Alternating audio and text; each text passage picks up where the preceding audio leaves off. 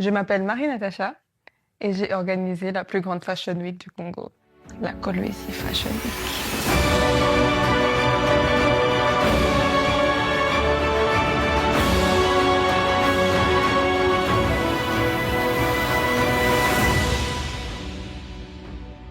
Donc aujourd'hui, on va parler de tout, les behind the scenes, l'organisation de A à Z. Et voilà, let's get into it. Donc l'idée m'est venue comme ça. J'ai toujours été quelqu'un qui aime la mode, on va dire, parce que je suis congolaise. J'ai eu envie de créer des événements pour un peu booster le tourisme au Lualaba et montrer aussi au monde qu'on existe. Et bon, c'était logique pour moi de faire un événement sur la mode. Donc j'appelle Malkia. Je dis, ouais, viens à Kolwezi d'abord, on va faire un truc. La semaine où Malkia devait arriver, je sais pas quelle mouche m'a piqué. Et je me suis dit, pourquoi pas la faire dans 2 mois. Bon, pour moi, c'était pas impossible parce que j'ai jamais fait d'événement. Donc je me suis dit, bon, ça doit pas prendre autant de temps que ça. Si. Dès que je me suis mis à l'idée qu'on allait le faire en novembre, je m'en fiche qu'il pleuve, qu'il neige, on va le faire en novembre.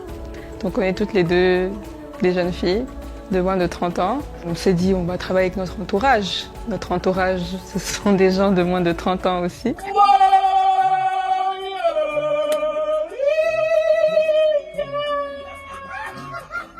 Ça va.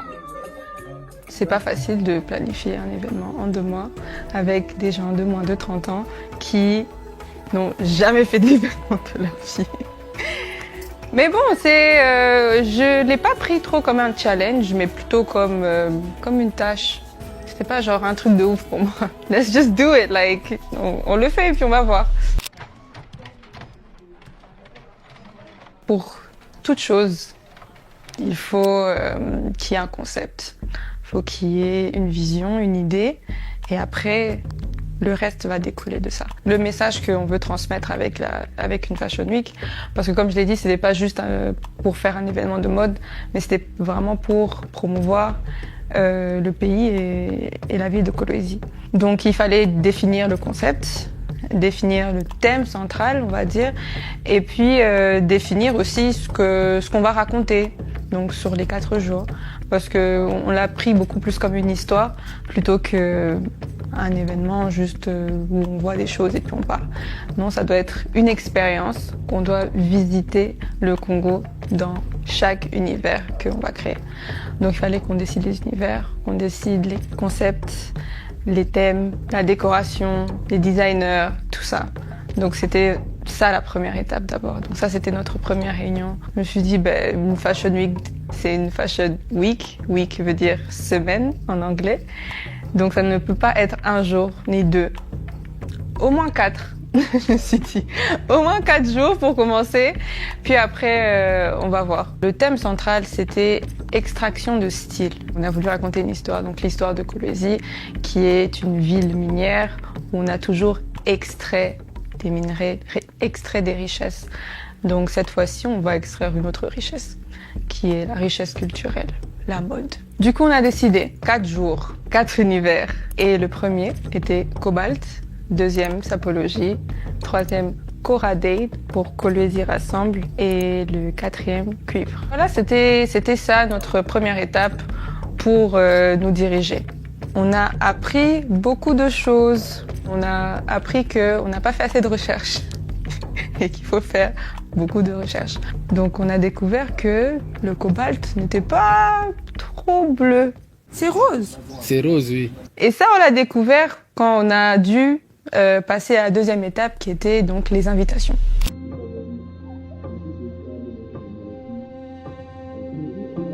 L'invitation est la première étape de l'expérience. J'ai voulu que ce soit quelque chose d'un peu énigmatique, un peu représentatif des thèmes et surtout quelque chose que l'on peut garder et pouvoir parler de la Fashion Week sur les années à venir. Donc à chaque fois que quelqu'un vient dans leur maison, « Ah, c'est quoi ça? C'est trop beau !» J'étais allée à Kolwezi. Pourquoi on a choisi la malachite? Mine, Malakite, Kolwezi, Lualaba, Katanga.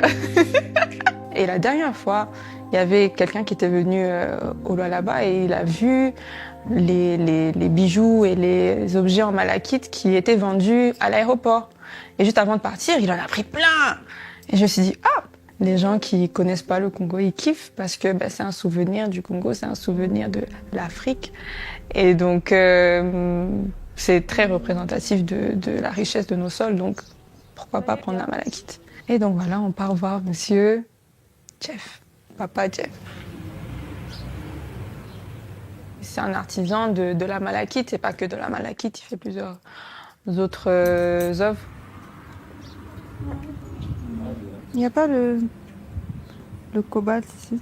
Le cobalt, ça y est, ça c'est... C'est ça? Kolwezi, C'est le cobalt. Oui. Ah, c'est rose. C'est rose, oui. Alors, qu'est-ce qu'ils nous ont dit les autres? Ils ont dit que c'était bleu. C'est bleu et gris, souvent, voilà. Mais ça, c'est rose.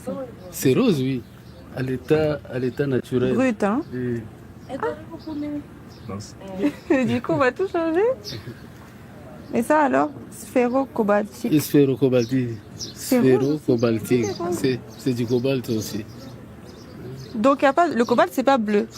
Non, non. Il y a du bleu et il y a aussi du vert aussi.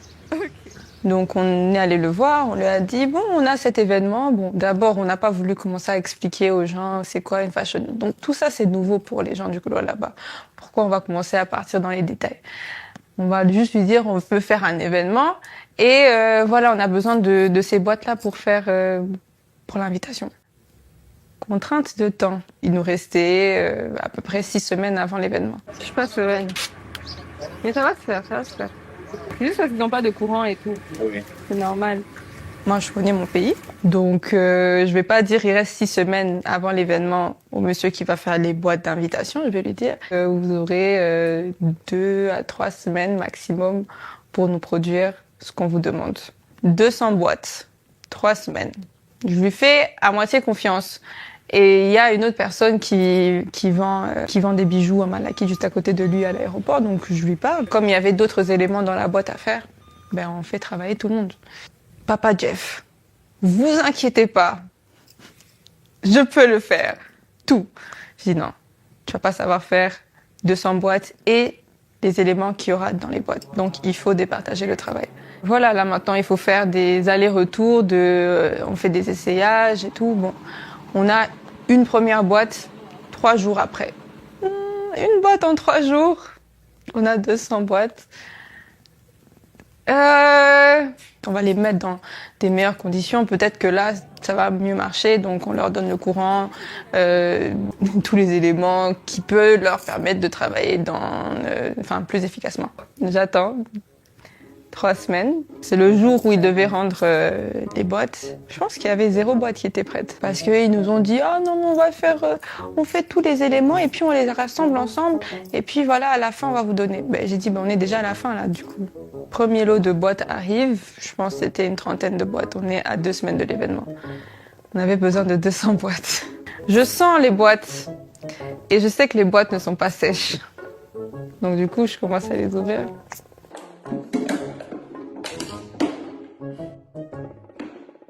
Sur 30 boîtes, il y a la moitié qui sont cassées. Comment j'invite les gens à mon événement? On va voir comment on va faire. C'est pas grave, parce que je dois me concentrer sur tout le reste.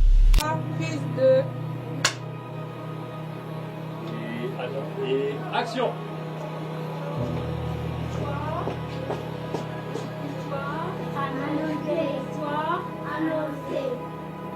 Le but, c'est de rendre l'événement mémorable. Donc en fait, il fallait penser à tout ce qui constitue un univers. Que ça commence par l'invitation, mais aussi donc la communication.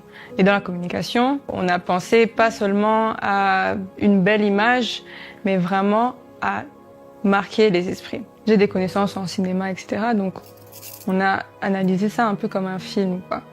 Donc, moi j'ai analysé ça comme un film.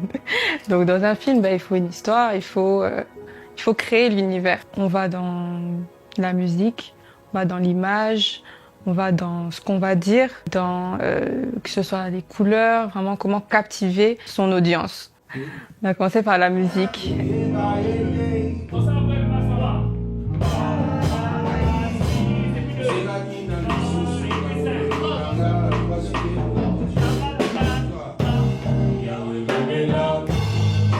J'ai signé un artiste qui est mon ami Yanis et je lui ai dit allez, tu te mets au travail. Et avec l'ingénieur du son, Flo, et donc je leur explique la vision, je leur explique ce qu'on veut faire. Il fallait de la musique, pas seulement pour la communication sur les réseaux sociaux, mais aussi pendant l'événement, quoi, normalement. Et donc on a pensé à faire plusieurs sons avec différents artistes. On a pensé aussi à des artistes locaux qui font des chansons dans nos langues et qui peuvent raconter l'histoire de la Fashion Week de manière congolaise.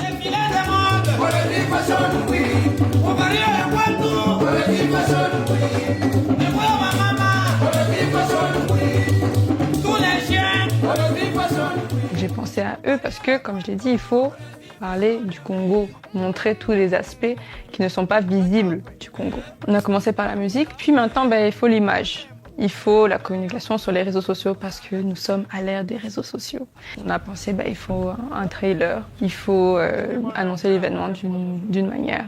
Donc je commence à écrire le script, il faut planifier un tournage parce que on a décidé de faire un trailer qui ressemble à un court-métrage. Et un court-métrage, c'est un tout autre projet. Donc voilà, on planifie le tournage, on tourne.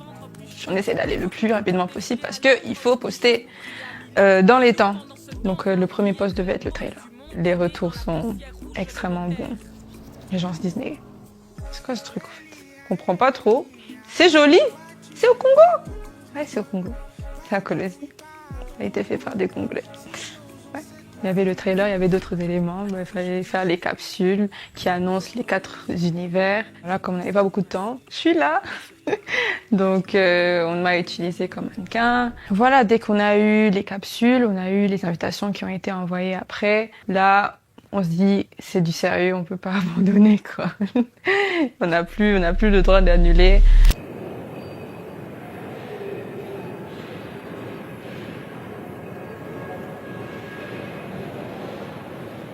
Passons à la partie la plus importante, qui est donc le show. Première étape, faut choisir les lieux. Il y a eu beaucoup de changements de lieux et tout. Pour certains lieux, on était sûr, ok, on fait ça là. Puis pour d'autres, bon. Donc je choisis la gare parce que je me suis dit, ça serait, waouh, premier jour, un endroit loufoque. La gare a été construite en 1930. Et bon, depuis l'époque coloniale, il n'y a pas eu beaucoup de changements. Parce que oui, Kolwezi est une ville nouvelle. Voilà, donc on arrive à la gare qui est un peu abandonnée, à moitié abandonnée. L'équipe technique me dit meuf, non, impossible. Il n'y a pas de courant, c'est dehors. Ah oui, parce qu'on l'a fait pendant la saison des pluies. Ouais, on a changé les lieux dernière minute, quoi. Il fallait que ça soit aligné avec l'équipe technique. On pouvait pas faire quelque chose juste qui était dans notre imagination et puis l'adapter. Non, il y a les réalités du terrain qu'on a apprises très vite et parfois sur le lieu de l'événement. Les réalités du Congo, le courant est pas très stable. Il n'y a pas tout l'équipement technique, tous les micros qu'on veut. Donc il faut commander de l'extérieur. Il nous reste 3 semaines. Comment faire venir de l'extérieur 6 tonnes de matériel? C'était juste par avion, quoi. Et par avion, ça coûte cher. Ouais, une Fashion Week à Kolwezi, c'est nouveau. On dit aux gens, ouais, on va faire une Fashion Week. On va faire des défilés. Comment trouver les mannequins? Comment convaincre les parents des mannequins de les laisser venir aux répétitions jusqu'à peut-être tard? Donc c'était apprendre une nouvelle culture ou rajouter quelque chose à notre culture, quoi. Puisque on a travaillé avec des designers internationaux qui ont des exigences et qui demandent des mannequins qui ont une certaine taille, qui ont une certaine morphologie, qui ont un certain type de visage. Donc on fait du scouting, peut-être dans la rue parfois, on prend quelqu'un, on dit « Ah mais toi t'as une tête de mannequin ». Et ce que moi j'ai apprécié, c'est que des Lualabé, des jeunes Lualabé étaient tous extrêmement contents de participer à quelque chose qui est pas commun. Mais ils étaient là, ils étaient tous impatients de découvrir quelque chose de nouveau. Et on savait qu'il fallait les coacher de manière intensive, en genre 3 semaines, 4 semaines, pour être sûr qu'ils sont au niveau des mannequins internationaux, quoi. Par faute de temps, on a dû prendre d'autres mannequins des environs pour venir balancer avec les mannequins qui venaient de commencer, des mannequins qui ont un peu plus d'expérience, pour que le défilé garde une cohérence. Ouais, parce que à la fin de la journée, une Fashion Week, c'est des défilés. Ok, c'est cool la décoration et tout, mais il faut que le défilé soit de substance et soit au même niveau que les autres designers internationaux. Parce que le but aussi, c'était de montrer que oui, on peut se placer sur la scène internationale en termes de mode, parce que on est capable d'inspirer n'importe quel designer international, parce qu'on a aussi de la créativité. Les vêtements, c'est pas quelque chose de nouveau pour le Congo ou le Congolais, donc c'était juste maintenant question de montrer. Le premier jour, moi, j'avais insisté qu'on ait que des designers de Kolwezi, que des couturières de Kolwezi, on va dire, parce que bon, c'était pour certaines, elles n'étaient pas designers. C'était aussi nouveau pour ces personnes-là de travailler dans ce genre d'environnement, de produire aussi quelque chose en si peu de temps et qui est aussi high fashion. C'était une bonne expérience, je pense, de travailler avec que ce soit les mannequins, que ce soit les designers locaux et internationaux aussi. On voit leurs exigences, on voit que voilà, pour la prochaine fois, on doit être comme ça, comme ça, comme ça, pour améliorer aussi la qualité du défilé en soi. Au final, du coup, il n'a pas livré assez de boîtes. J'ai dû engager donc 2 autres équipes qui ont travaillé ensemble. Quand je reçois les boîtes, donc c'est à moi de les assembler parce que bon, c'était mon idée. Parce que c'est Noël, on va emballer ça de ce beau ruban rouge avec la pierre de la Kolwezi Fashion Week et le logo. Tuto comment faire un nœud. Alors vous avez votre superbe boîte. On vérifie toujours, est-ce qu'il y a tous les éléments? On la retourne. C'est un succès sur les réseaux sociaux. Tout le monde poste, tout le monde en parle. On m'appelle tous les jours. Où est mon invitation? C'était innovant pour notre pays, on va dire, d'avoir une invitation comme ça pour un événement de mode. Les gens ne savaient pas à quoi s'attendre exactement.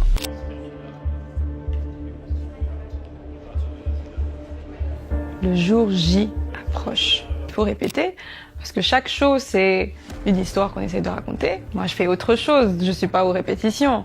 Donc, j'espère que tout va bien.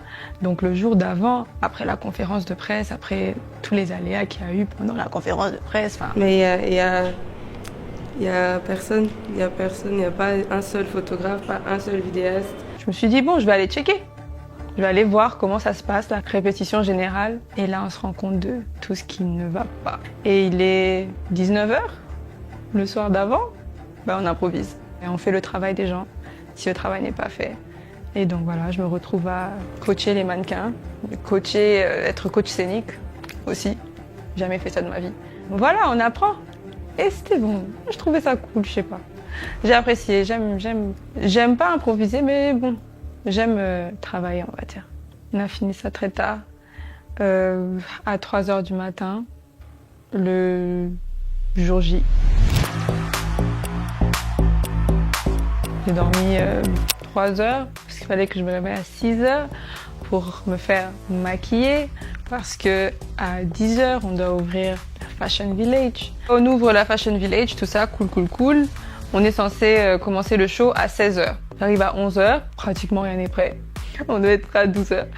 Donc allez, on s'active, tout le monde s'active, tu cries sur les gens, toi fais ça, fais ça. Tout le monde se met à travailler, quoi. Donc on n'aura pas d'image de ce qui se passe entre 11h et 16h. Impossible d'être prêt à 16h alors qu'à 11h rien n'est installé. L'art du bluff, quoi. Les gens étaient dehors, on les a occupés comme on pouvait. On ne peut plus reculer. Il y a des gens qui ont pris l'avion pour venir ici. Il y a eu des problèmes avec l'avion. Il y a eu des problèmes avec tout. Et donc, il y a des gens qui ont pris l'avion de très loin pour arriver là. On va pas dire non, finalement, on commence le jour. On y va. Et ça a été ça pendant 4 jours. Bon, d'autres jours, j'ai essayé de moins m'impliquer parce que je comprenais aussi mon rôle qui était d'être l'image de la Fashion Week, qui est la représentatrice de l'événement. Donc, je ne peux pas montrer que je suis stressée. J'essaye de moins m'impliquer, mais à la fin, il faut que je m'implique, il faut que j'appelle, il faut que je m'assure, il faut que je trouve des solutions. Bon, voilà, c'était ça pendant 4 jours, quoi, parce que ça a été 4 événements. En vrai de vrai, 4 événements. Beaucoup de gens n'ont pas dormi, beaucoup de gens ont fait des nuits blanches, 0 sommeil, mais on y est arrivé. Donc il fallait une équipe qui sera là sur le terrain chaque jour, qui dort pas et qui doit produire des vidéos pour poster chaque 3-4 heures. Ils l'ont fait, ils l'ont très bien fait même. Ça nous a permis de remplir notre objectif qui était la visibilité. Et bon, ça c'était sur notre page. Maintenant il fallait toucher différents pays. Le but c'est de montrer au monde qu'on existe, pas aux Congolais qu'on existe. Donc on essaye de toucher les médias internationaux, à la télé, partout où on peut, avec le temps qu'on avait. On a vraiment essayé de faire le tour dans la communication pour que le maximum de personnes puissent entendre parler de l'événement, que ce soit avant et après. Je pense que si l'équipe de B-Studio, l'équipe de tout le monde, enfin toute la com quoi, s'ils n'étaient pas au taquet, on n'aurait peut-être pas eu l'effet qu'on a voulu avoir, qu'on a eu plutôt. Parce que c'est l'image que les gens ont eue de la Fashion Week, même les gens qui n'étaient pas là. Et le but était donc de montrer aux gens que la Fashion Week c'était bien, c'était waouh.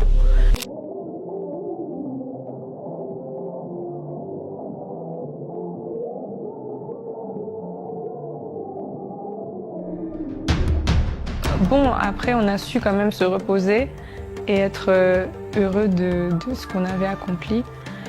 Et se dire que waouh! Et tout ça, c'était grâce à l'image, grâce à la com, grâce à la créativité du début, grâce à toute l'implication de tout le monde, quoi. On a su, voilà, le jour d'après, 2 jours plus tard, s'asseoir et dire c'était une dinguerie. C'était une dinguerie.